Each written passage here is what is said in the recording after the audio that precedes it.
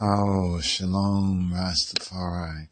Just watched this 9/11 Gatekeepers controlled oppositions from like 3 months ago by Alfred S. Let's see if I can get this right here. Okay, here's by Alfred S. And not to go through the whole thing, but I want you, this is the German version or the German subtitles. It's in English as well. Let me see if I can play a part of this from the tape and scroll it. This is it right here. All right, check it out. And to I delight.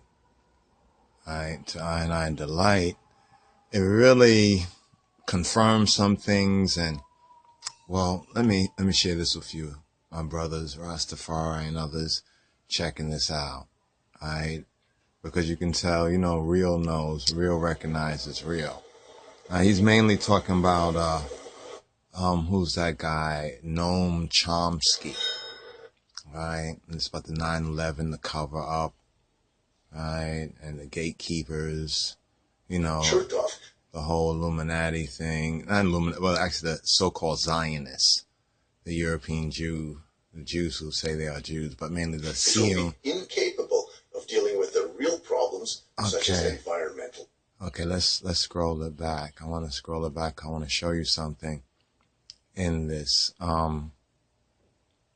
It's almost like a lecture. It's like about an hour long, hour and 3 minutes or so.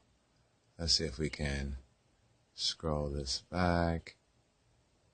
Scroll this back to the last scene. And it was, okay. There we go. Boom. You might have seen it right there. What kind of energy enabled this? Would fire hurl metal and concrete sideways into the air? Here, a chunk of steel was flung 400 feet, wedging itself deep into Three World Financial Center on Vesey Street.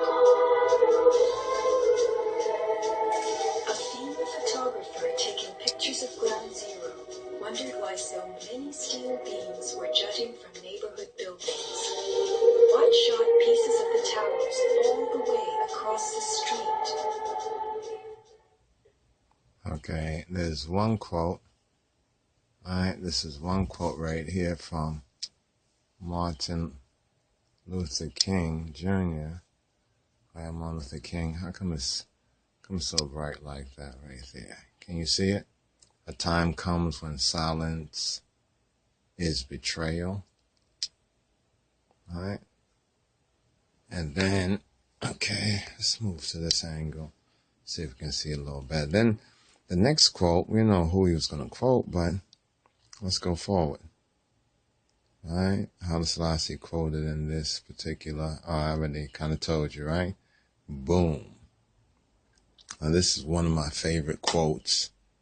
All right. One of my favorite quotes right here. And he also, Alfred S., the presenter, also mentions the Georgis, the George slaying the dragon. And we know that's a special symbol of the conquering lion of the tribe of Judah, not converted to Judaism, or, but the tribe of Judah upon the throne of David, the real African Zion, right? Not the Zionists. But anyway, here he says, quote is, throughout history, it has been the inaction of those who could have acted, the indifference of those who should have known better, and it says, known better, the silence of the voice of justice when it mattered most, that has made it possible for evil to triumph, right? At least for the short time. But look, throughout history, it has been the inaction of those who could have acted, the indifference of those who should have known better, the silence of the voice of justice when it mattered most, that has made it possible for evil to triumph. And who does he quote right here? He quotes Haile Selassie first. This was already good, very accurate, kind of confirmed what we had thought concerning,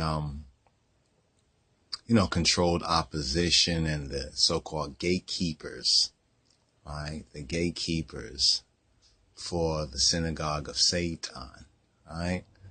But this is so very beautiful here. So check this out. I want to bring this forward to the eye and to share this. Was really excited about seeing this here, because we know the truth, but it's good to see that others know the truth as well. So here he gives us a good long pause for those to read. I'd like to have a few words with someone who has made one of the greatest contributions to help us to see through the monstrous crime of 9/11. He is not... Okay, let me just show this one more part. This is the presenter right here. One more part where he talks about George. Right there. I want you to check this out. To confront evil forces from outside or even from inside their borders in order to survive. This struggle is often depicted by Saint Michael fighting and killing the evil dragon. This symbolism was often used to remind the people of the necessity not to become complacent when evil lurks. We now find ourselves in a time where this symbolic struggle once again has meaning. It may be more comfortable. This is so very accurate.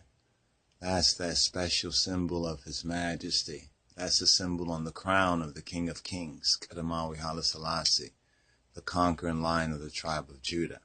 So, I come from a place where 2 + 2 = 4, not 5. 2 + 2 = 4. Let's just square that right there.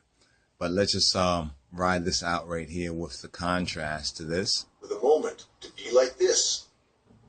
But this position inevitably brings about suffocation and death. If you were on the Titanic, you did not have to talk or even think